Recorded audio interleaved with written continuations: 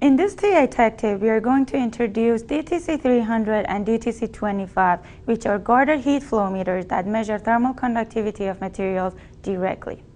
Direct Thermal Conductivity Measurement Instrument, or DTC, is a guarded heat flow meter that can measure the thermal conductivity of a range of materials, including solids, liquids, gels, pastes, and powders.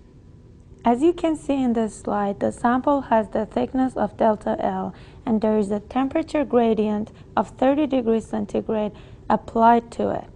So there is a heater on the top and a coolant on the bottom that applies that temperature gradient to the sample. And then we measure the amount of heat that passes through the cross-section of the sample and causes the delta T temperature difference. The guarded heat flow meter is a steady-state method that requires calibration over a thermal resistance range. This method can be used for polymers, glasses, ceramics, metals of medium or low thermal conductivity, carbon, composites, and other materials. This method is preferred to laser flash method because it's a direct measurement method. The temperature range is between -20 to 300 degrees C. We need a guard to prevent lateral heat loss, as I will show you later.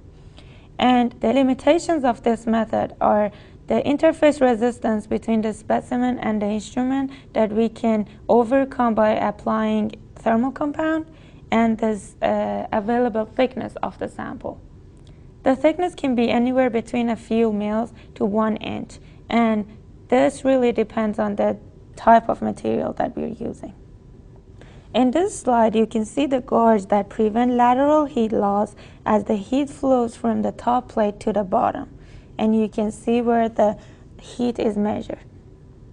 In this slide, you can see the DTC300 guarded heat flow meter. This instrument uses the ASTM E1530 method, and the temperature range is between -20 to 300 degrees C. The sample size is a 2-inch diameter disc and can be used for solid, paste, liquids, thin films, and polymers.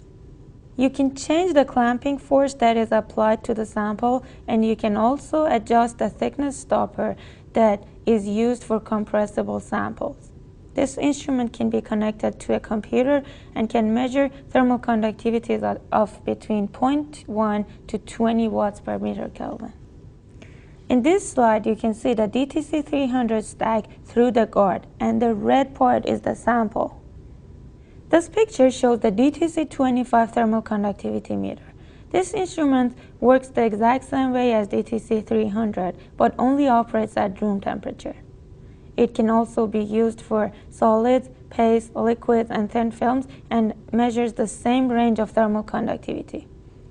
One other difference between this instrument and the DTC300 is that you manually enter the results from the screen to your PC. So this instrument does not need to be connected to a computer.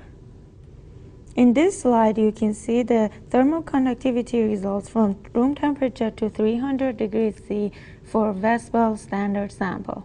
The blue line shows the literature values, and the red line shows the measured values using DTC300 instrument. In this TA Tech Tip, we explained how the DTC300 and the DTC25 can be used for a range of materials. Stay tuned for more TA Tech tips on how to prepare the samples.